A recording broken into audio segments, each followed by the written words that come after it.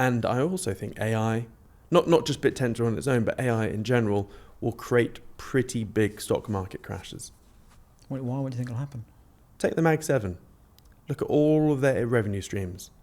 All of those revenue streams are easily disintermediated by AI. Take Netflix, okay?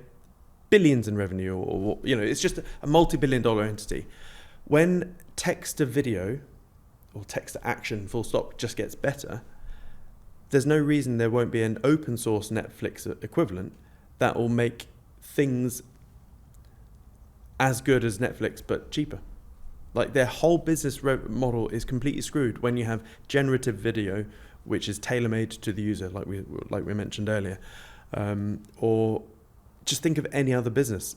AI will make things faster, cheaper, and if it's open source, that income is going to be... Every business that I see right now is just a modern day Blockbuster. It's not if, it's when they will be killed. And even with like manual labor type, very physical type industries, like I think Tesla will be okay.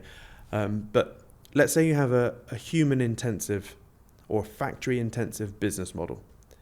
That too will be screwed over, because let's say you have a factory that makes these microphones, okay? Somewhere in China, there's 1,000 humans just making this microphone somewhere.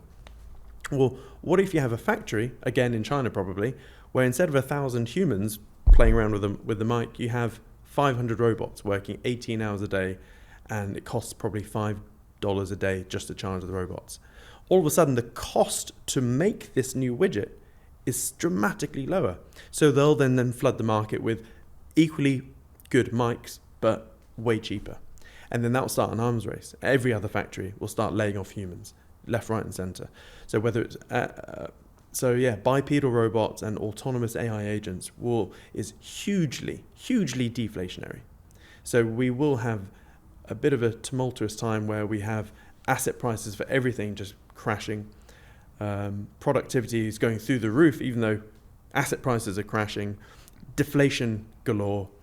And there'll be all sorts of civil uprise and whatnot. But if we can weather that storm, things are looking great, because tech loves the gross marginal cost spiral. And the internet's the best example. We have access to a multi-trillion-dollar thing, which is the internet, for what, $10 a month.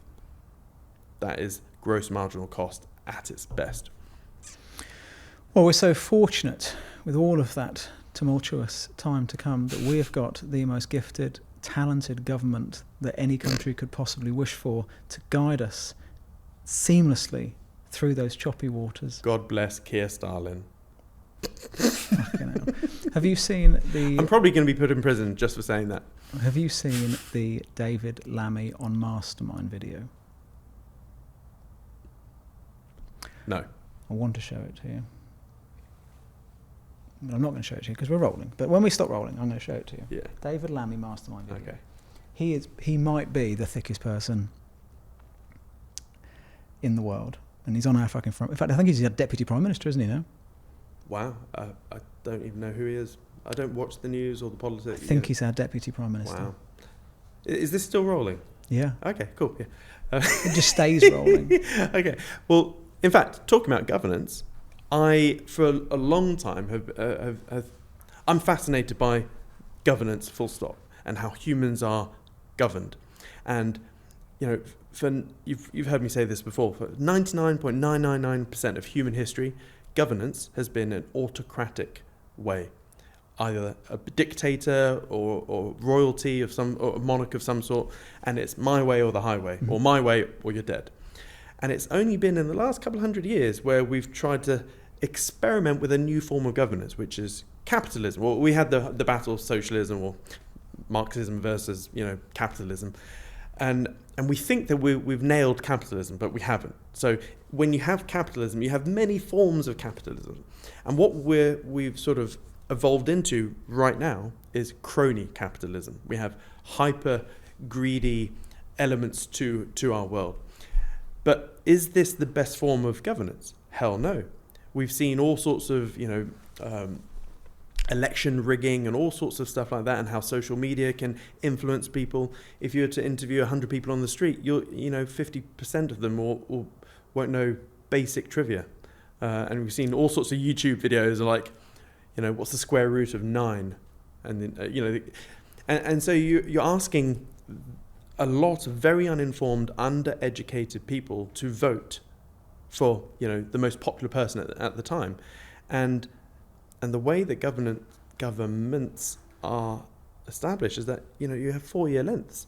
You can't do any change in 4 years or even 8 years, because the puppet master at the top is, it's like a business. So you have the director or shareholder of the business. And if it's a big business, that person, the shareholder, doesn't do any of the work. They put a person in to run the show, a CEO or a managing director.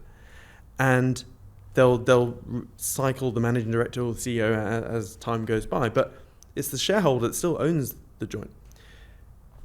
A country, when you take things to the limit, a country is just a big business.